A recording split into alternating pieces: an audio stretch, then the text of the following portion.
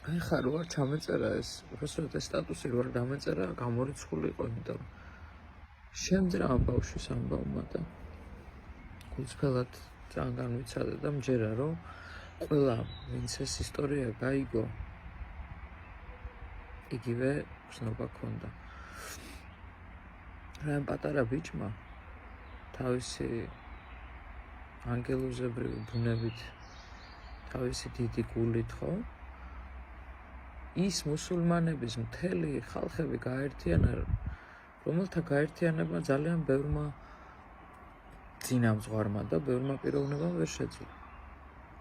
ეს იმას ნიშნავს ალბათ რომ ადამიანებში ისევ არის აღქმა სიდიადის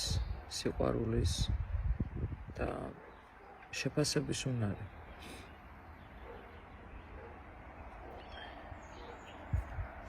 ერთმა გაანათლოს ამ პატარა ანგელოზის სული